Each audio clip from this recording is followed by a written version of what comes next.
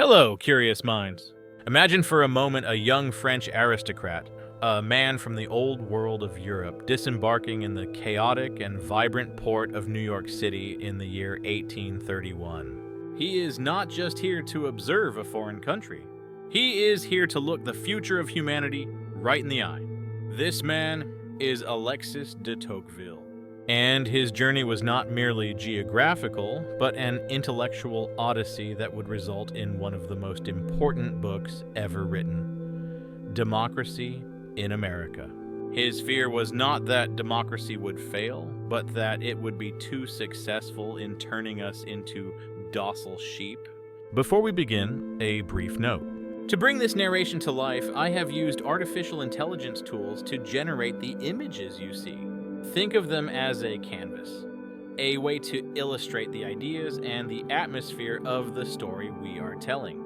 They won't always be a literal representation, but rather a visual accompaniment to let your imagination soar with me. I truly hope you enjoy it. How is it possible that someone born in the 19th century could describe our modern loneliness, the pressure of social media, and stifling bureaucracy with such precision? Tocqueville saw something no one else did, the dark shadow hiding behind the brilliant light of equality. Today, we are going to deconstruct his thought. We won't just talk about laws or constitutions, but about something deeper, the habits of the heart. We are going to understand what the tyranny of the majority is, and why, according to Tocqueville, the greatest danger to freedom is not a cruel dictator, but a mild guardian. To understand his ideas, we must first understand his anguish. Tocqueville was born in 1805 into a noble family that was nearly wiped out by the guillotine during the French Revolution. He grew up among the ruins of a vanishing world and the violent birth of a new one. He felt caught between two worlds. The aristocracy was dead, but full democracy had not yet been born in Europe. In this limbo, Tocqueville decided he could not stop the tide of history. The equality of conditions was, in his own words, a providential fact. It was inevitable. So, at just 25 years old, he secured an official mission from the French government to study the United States prison system. That was the bureaucratic excuse, the passport. But his true objective was much more ambitious. He wanted to understand what awaited France. He traveled alongside his friend Gustave de Beaumont. They covered thousands of miles, from the mansions of New England to the log cabins on the wild frontier, even passing through the slave-holding South.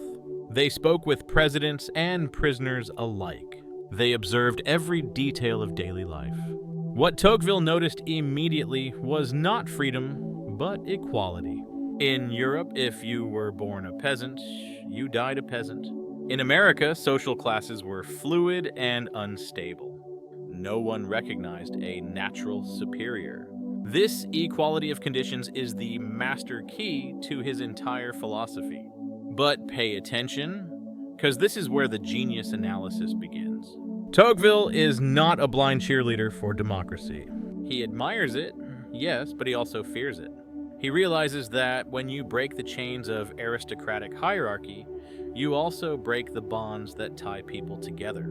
In an aristocracy, every man had a fixed place. He was obliged to protect those below him and serve those above. There was a network of duties. In a democracy, every man is independent, but he is also weak. He stands alone against the state, and that loneliness is dangerous. This brings us to one of his most famous concepts, individualism. Mind you, Tocqueville distinguishes between selfishness and individualism. Selfishness is an ancient vice, an exaggerated love of oneself. Individualism is something new, a calm and considered feeling typical of democracy. Individualism pushes each citizen to isolate themselves from the masses, to withdraw with their family and close friends, and to leave the wider society to its own devices. The democratic citizen says, as long as my small circle is doing well, the rest of the world is not my problem. This creates a civic vacuum, and this is where the danger creeps in. If we all retreat into our private lives, who looks after the public good? Tocqueville warns that this vacuum is filled by the state, a state that grows while citizens become smaller and more focused on their own material affairs. Now, let's dive into the tyranny of the majority. We usually think of tyranny as a king who tortures us. But in a democracy, the majority holds a moral power immensely superior to that of any monarch. The king could control your body, but the majority controls your mind. In America, Tocqueville observed, the majority draws a formidable circle around thought. Within that circle, you are free. But woe to you if you dare to step outside of it. They won't burn you at the stake, but you will face something worse for a social animal: ostracism and contempt. If you defy the majority, you will see your friends drift away. The doors to political careers will be slammed shut. People will avoid you on the street. You will keep your privileges as a citizen, but they will become useless. It is a civil death, far more effective than traditional censorship. Tocqueville wrote a chilling sentence. I know of no country where there is, in general, less independence of mind and true freedom of discussion than in America. Think about it. In an egalitarian society, no one trusts a superior man, but everyone trusts the crowd.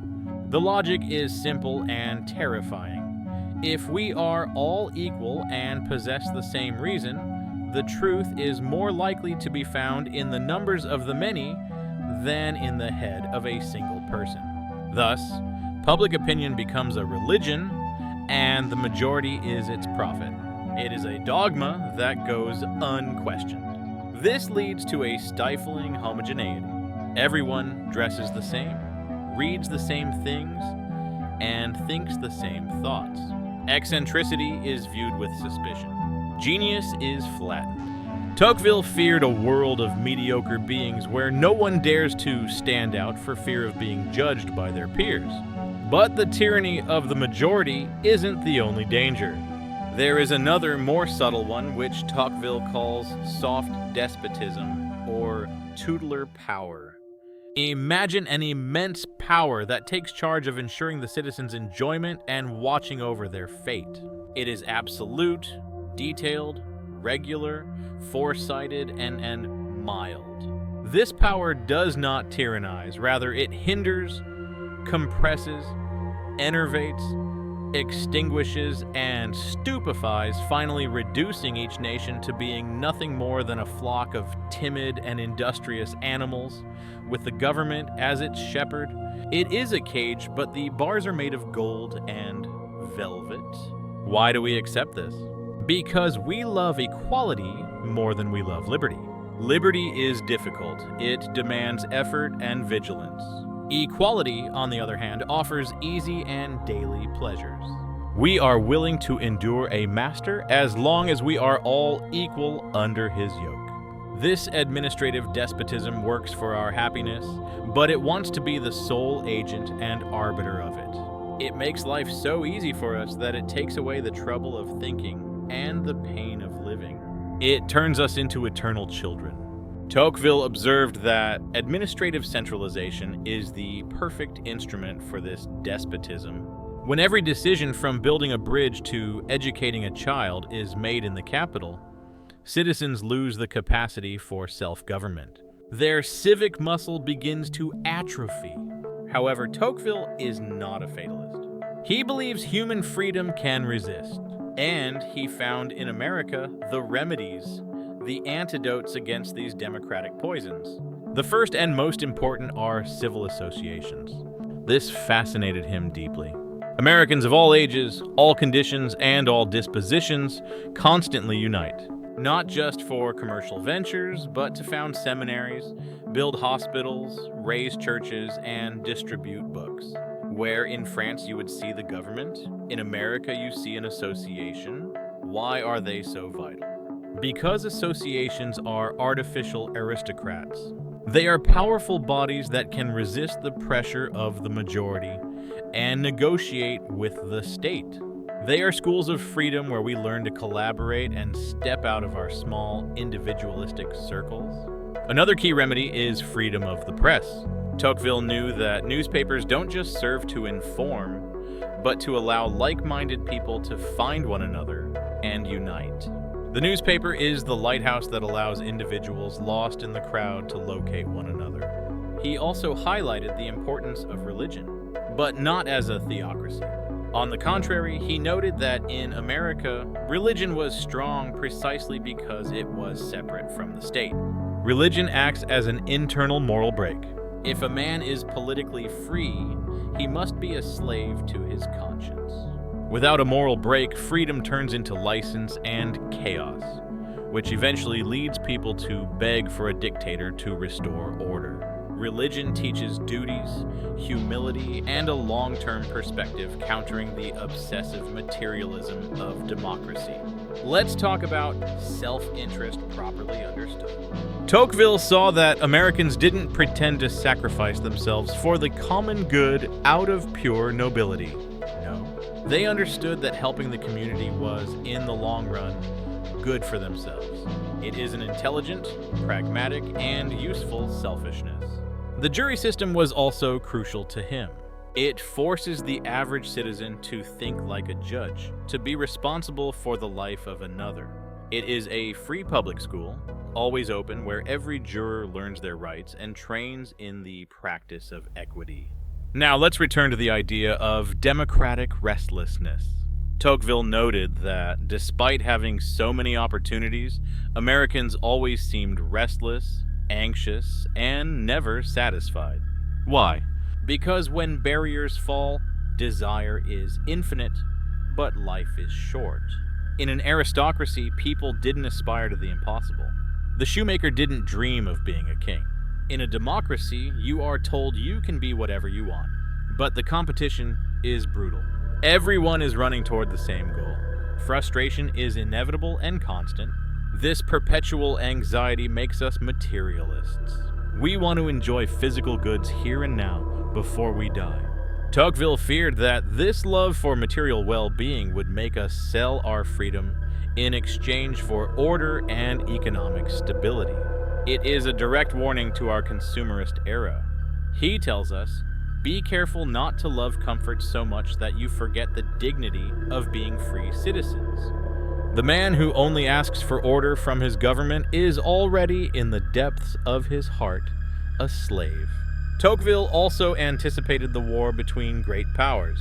In an astounding prediction for 1835, he said the world would be dominated by two giants, the Americans and the Russians, one guided by freedom, the other by servitude. His analysis of the military in democracies is also fascinating. He said that democracies are naturally peaceful, as commerce and well-being hate war. But once they do go to war, they can mobilize immense resources because they involve the entire population. However, he warned that the army could become a separate class with its own interests, desiring war for promotions and glory, while civil society desires peace. It is the civil-military tension we see in many modern states. Let's talk about the role of women. Tocqueville observed that, although confined to the domestic sphere in the 19th century, American women had a mental independence and an education superior to their European counterparts. He believed they were the guardians of moral customs. For him, the strength of democracy depended on the strength of the family, and the family depended on the woman. If domestic customs are corrupted, he said, political laws can't save society. Public morality is born in the home. Another brilliant point, democratic literature and art. He predicted that creators would stop seeking formal perfection and instead look for emotional impact, speed, and utility. Art would become a mass consumption product, less refined but more vital. History itself changes. In an aristocracy, historians focused on great men, the heroes. In a democracy, historians look for large impersonal forces, economic trends, and geography. The individual disappears from the historical narrative. This is dangerous because it makes us feel powerless. If history is moved by invisible forces and not by human decisions, why bother? Tocqueville fights against this fatalism. He reminds us that while context matters, human will remains free. In his final years, Tocqueville saw France fall back into authoritarianism under Napoleon III. His fears were confirmed. The people, tired of the disorder of freedom, voted massively to hand their power to a strong man. History proved him right. But even in his sadness, he never stopped writing and thinking. His work, The Old Regime and the Revolution, is another monument. There he explains that the revolution didn't break with the past as much as we thought. It simply completed the centralization that the kings had already begun. So what is the final legacy of Alexis de Tocqueville? It is a mirror, an ancient mirror that, surprisingly, reflects our modern face more clearly than any 4K screen. It shows us our hidden vices and our forgotten virtues. He teaches us that democracy is not an automatic state of affairs, but an art. An art that requires constant practice. It requires us to leave our homes, to talk to those we disagree with, and to participate in the life of our community. He warns us that isolation is the fertile ground for tyranny, that when we stop looking out for one another, the state will look after us, but at a terrible price: our adult soul. Freedom, he tells us, is a sublime taste that only great minds can truly feel. Tocqueville doesn't offer easy solutions. There is no mathematical formula for freedom. There is a constant tension. We must love equality, but resist its tendency to make us uniform. We must value well-being, but not sell our freedom for it. In a world of algorithms that decide what news we see and what products we buy, the tyranny of the majority has gone digital. The algorithm is the new public opinion, reinforcing what we already believe and isolating us in bubbles of comfort, just as he predicted. The next time you feel afraid to express an unpopular opinion, remember Tocqueville.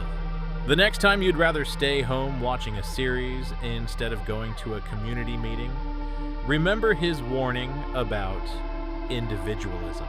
Democracy, he would tell us, is not guaranteed. It is fragile. It can die not with a bang, but with a yawn. With a society that slowly falls asleep in the arms of a benevolent administrator singing lullabies. But there is also hope. As long as there are associations, as long as there is a free press, and as long as there are citizens willing to look beyond their own navels, freedom can survive equality. It depends literally on us. The future is in our hands, but only if we are awake. Tocqueville left us the map. He pointed out the chasms and the safe paths. Now it is our turn to walk, not as subjects, but as citizens. The nations of our day cannot prevent that the conditions of men should become equal, but it depends upon themselves whether the principle of equality is to lead them to servitude or freedom, to knowledge or barbarism, to prosperity or wretchedness. Those are the final words of his work. It is a binary and brutal choice, and we make it every day with our smallest actions. Tocqueville was a melancholy prophet, but a necessary one. A demanding friend who tells us the truth, even when it hurts. I hope this journey through the mind of Alexis de Tocqueville has lit a spark in you. I hope you look around with new eyes, that you see the invisible chains and have the courage to break them, or at the very least, to point them out. If you value this type of content, which tries to go beneath the surface and rescue great ideas for the modern world, I invite you to be part of this community. Don't be an isolated individual. Subscribe, share this video with someone who needs to hear it. Comment below, do you believe we live under that soft tyranny Tocqueville described? I want to read your reflections. Thank you so much for dedicating your time, the most valuable resource you have, to thinking with me. I am your guide in this library of ideas. Until next time, keep your curiosity alive. But before we go, one last reflection on fear. Tocqueville confessed that he wrote his book under the pressure of a religious terror. He felt that democracy was a divine force. He didn't fight against it. He tried to educate it. Can we educate our own technology? Perhaps our challenge today isn't social equality, but digital equality. Where we are all users, we are all data. Tocqueville would study Silicon Valley today with the same mixture of admiration and terror with which he studied America. So, as you close this video, don't close your mind. Democracy requires eternal vigilance. It requires us to be uncomfortable, to ask questions, to not be satisfied with being happy if it means being blind. Remember the image of the dog that grows accustomed to its collar because it gets fed on time. Let's not be that dog. Let's be the wolf that, even if it goes hungry sometimes, runs free through the forest. That is human dignity. Tocqueville's greatness lies in the fact that he doesn't tell us what to think, but how to observe. He gave us the lenses to see the social structure. Use them. Look at your office, your school, your town hall. Do you see free associations, or do you see bureaucracy? Do you see citizens debating, or do you see masses repeating slogans? The difference is subtle, but it is the difference between a republic and a mob. And the mob always looks for a master. The republic looks for citizens. This analysis isn't meant to depress you. It's meant to arm you. Knowledge is the only defense against soft despotism. If you know how the trap works, you are less likely to fall into it. Tocqueville died in 1859, but his voice resonates louder today than when he was alive. Because today, his prophecy has largely come true. The question is whether we can reverse the dark side of it.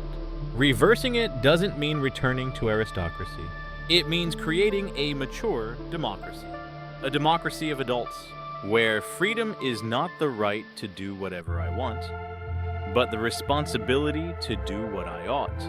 Thank you for joining me on this deep dive. It has been an intellectual pleasure. I hope to see you in the comments, debating, associating, and thinking. That is what Tocqueville would have wanted. See you in the next video. Until then, guard your inner freedom. It is the only thing no one can take from you without your permission.